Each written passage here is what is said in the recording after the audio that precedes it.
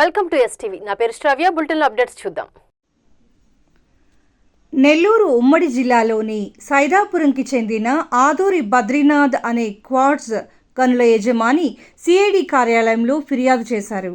240 ఎకరాల్లోని తన భూముల్లో 550 కోట్ల రూపాయలు విలువ చేసే క్వార్ట్జ్ను అక్రమంగా తరలించారని విచారణ చేయమంటూ కోరుతున్నారు. వైఎస్ఆర్సీపీ నాయకుల హస్తముందని బాధితుడు ఫిర్యాదు చేయడంతో రాష్ట్ర వ్యాప్తంగా సంచలనమైంది. నా పేరు బద్రీనాథ్. నేను ఈ రోజు ఇక్కడికి రావడానికి కారణం ఏంటంటే, మా పొలాల్లో నాకు సైదాపురం మండలంలో జోగుపల్లిలో గ్రామంలో నాకు 240 ఎకరాలు మాకు పొలాలు ఉన్నాయి. ఆ పొలాల్లో పురాతనంగా మైనింగ్ అనేది ఉంది. మా తాతలు చేసింది. ఈ మధ్య వైట్ క్వార్ట్జ్కి, మైకా క్వార్ట్జ్కి విపరీతమైన విదేశాల్లో డిమాండ్ రావడంతో ప్రభుత్వ పెద్దలు వీళ్ళందరూ సజ్జల రామకృష్ణారెడ్డి, సజ్జల భార్గవ రెడ్డికి బినామీగా వ్యవహరించిన కొడలూరు ధనుంజయ రెడ్డి, ఇక్కడ జిల్లాలో డిఆర్ఎఫ్ హోటల్ ఓనరు ఆయన ఇక్కడ Karumuri Nageswararao civil supply minister, YCP minister, ఆయన వాళ్ళ అల్లుడు సందీప్, ఇక్కడ బిరుదోలు శ్రీకాంత్ రెడ్డి, ఆదూరి చరణ్, ఒగ్గు కృష్ణ, వీళ్ళందరూ చేరి ఇవన్నీ దేవుడి కొండను కూడా మన సైదాపురంలో సిద్ధేశ్వర స్వామి కొండను కూడా వదలకుండా మొత్తం తవ్వేశారు. దీని విలువ 800 కోట్ల రూపాయలు దోపిడీ చేశారు. దీని మీద నేను ఇప్పుడు సిఐడి డిఎస్పీ గారిని ఆశ్రయించాను. వాళ్ళు తొందరలో విచారణ చేసి ఎంక్వైరీ చేసి నేను మీకు న్యాయం చేస్తానని చెప్పాడు. అక్కడ ప్రభుత్వం చేసిన రోడ్లను కూడా ధ్వంసం చేసేసారు. ఏది కూడా వదలలేదు. ఆ కొండ కింద గుప్త నిధులు ఉన్నాయని బీఆర్ఎఫ్ ఓట్ల ఆయన అన్వేషిస్తున్నాడు. దాని మీద తవ్వేస్తున్నాడు. దాని కింద కూడా మరీ అన్యాయం జరుగుతూ ఉంది. దీనికి డిప్యూటీ డైరెక్టర్ అయిన మైన్స్ ఉండే ఆయన నెల్లూరులో ఆయన ఏ శ్రీనివాస్ కుమార్ అని ఆయన వాళ్ళకి దాంట్లో భాగంగా చేరి వీళ్ళందరూ కూడా భాగాలు పంచుకుంటున్నారు.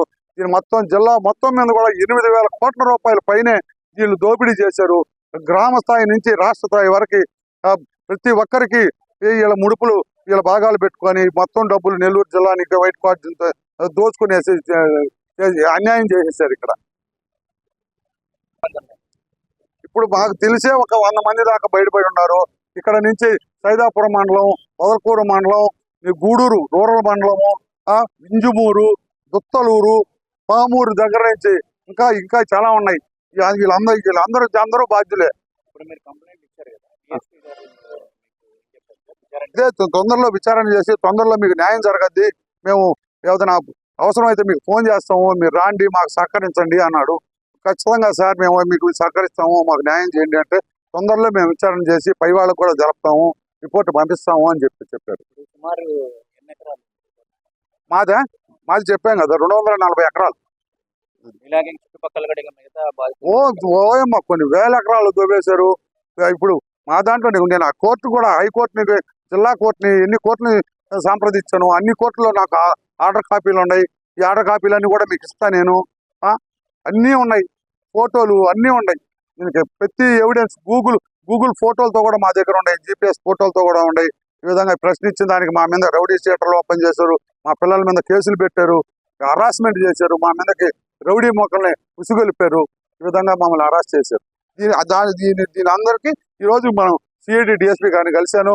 అక్కడ రిప్రజెంటేషన్ ఇచ్చాను. వాళ్ళు హామీ ఇచ్చారు.